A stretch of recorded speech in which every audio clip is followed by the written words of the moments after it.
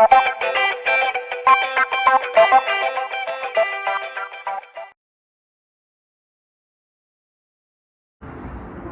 here we are at the Maidan, Nezalezhnosti, I think, which means Freedom Independence Square here in Kyiv. Very quiet. The National Parliament is just up on the hill. 4:15 in the afternoon on the 26th of January. Snow on the ground. This is a really famous place in Ukraine. We'll tell you some stories from the revolution on the Granite, from the Orange Revolution, and from the Revolution for Human Dignity, all of which happened here.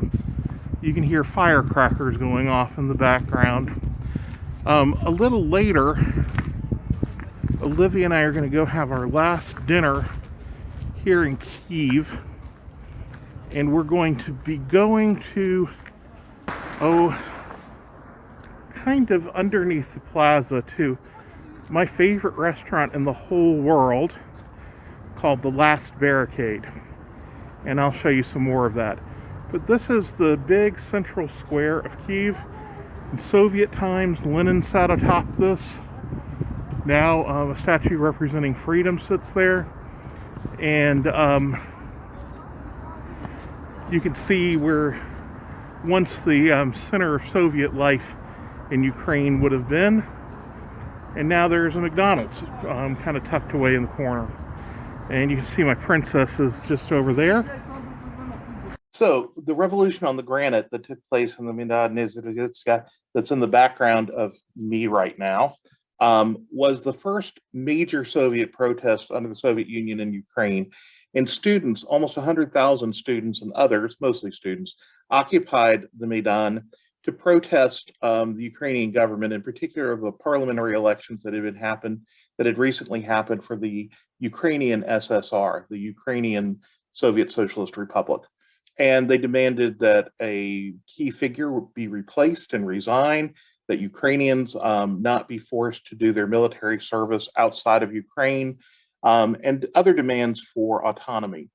And what's really fascinating about it is that the Ukrainian government, the local Ukrainian government, became affected by this protest. And they looked to cede demands to the student protesters, and they looked for compromises. The resignation of the Soviet official happened.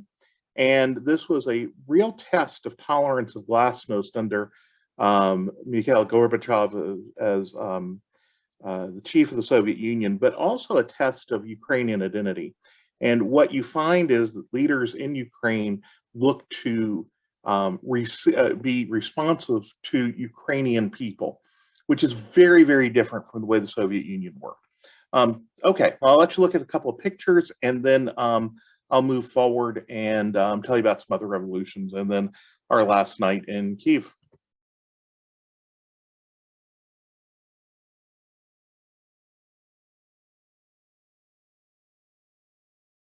The Orange Revolution, which took place in 2004, was a pretty important moment in post-Soviet history, certainly in Ukrainian history.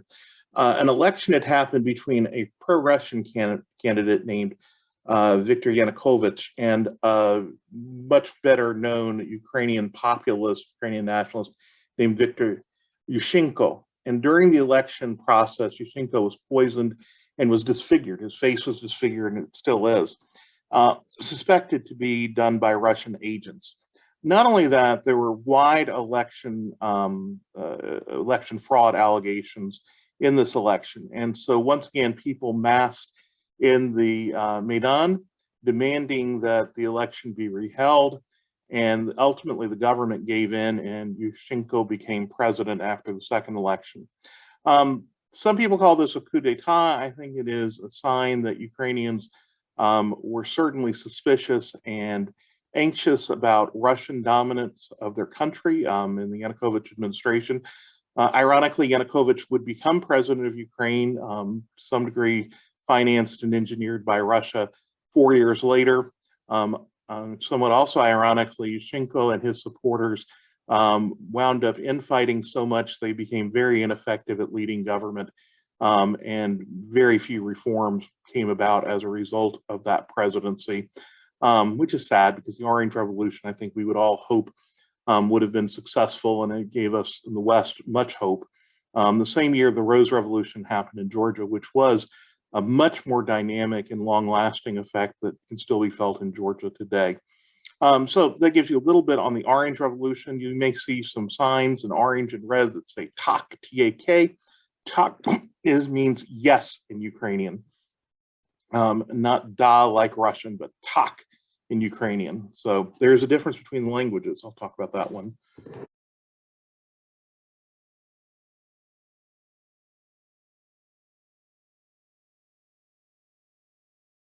Talk about is the revolution for dignity. And I always wind up calling it the revolution for human dignity, but it's really for national dignity. So it's called the Revolution for Dignity, although most in the West will call it the Euromaidan Revolution. And it took place in late 2014, 2015. If you remember back to the Orange Revolution, 2004, I told you that Yushchenko had been elected president, and then after 4 years, Yanukovych had been elected president, and was a much, much more Russian-leaning candidate. And some would argue that he was completely under the guise of the Russians and very close to Vladimir Putin during his presidency. Well, the Ukraine, or sorry, not the Ukraine, it is just Ukraine. Ukraine had signed an association agreement with the European Union. And after Yanukovych had a meeting with Putin, he reneged on the agreement and said, we're not going to do this association agreement with the European Union. And this was a sign that Ukraine was going to move closer to a Russian sphere of influence. And this was widely resisted by the Ukrainian people.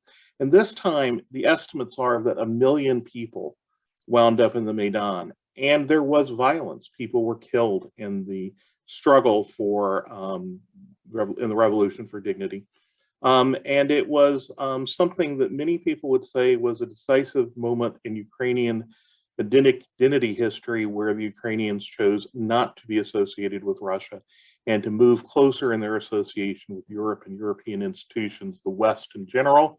And certainly would begin to give you some reasons for why the Russians are so concerned about Ukraine today.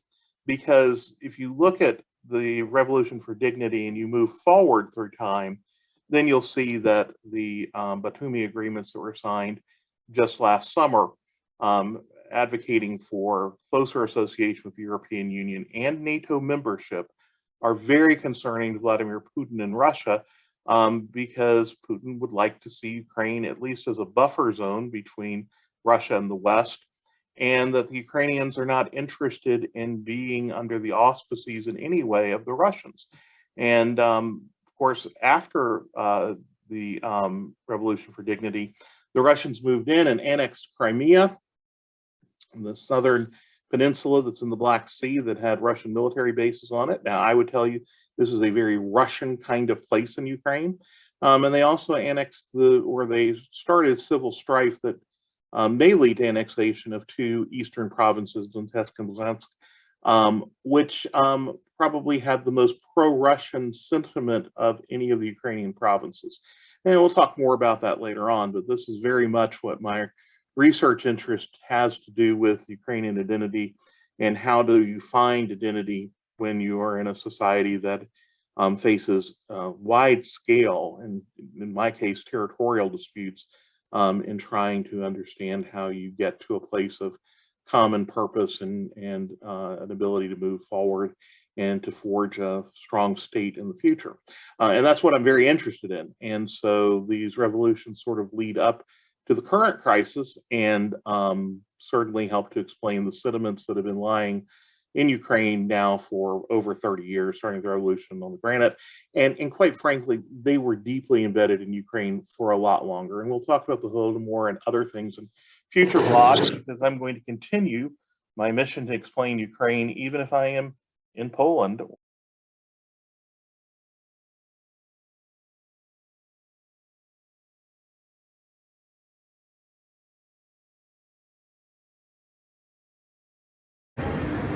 And then requires walking across a shopping mall. You can see the princess is ahead of me. Last night in town.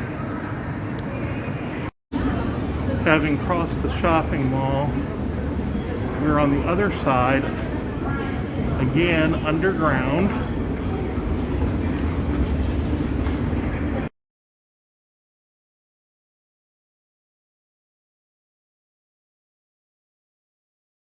Sorry, Olivia, do you know where we're going? Yes. Where are we going?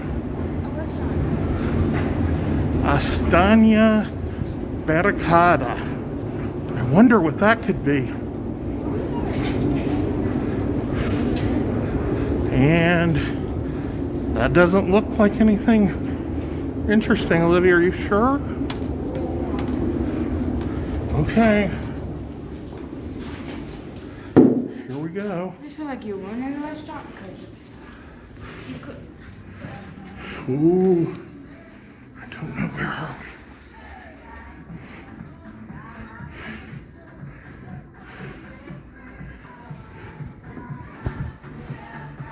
And whoa, here we are. And inside we go to what is probably my favorite restaurant in the entire world. And so here we are at a restaurant called The Last Barricade, because during the Revolution for Dignity in 2014, this is where the rebels had their central command center. It's a store front in the upper part of the shopping center that we walked through. The shopping center is an underground mall underneath the Maidan. And so the folks who were organizing the resistance had holed up in here, and this was their command center. And you had to have a special password to get in the door. And food's great. All sorts of Soviet quiche in here, and memorabilia from the different revolutions that took place on the Maidan.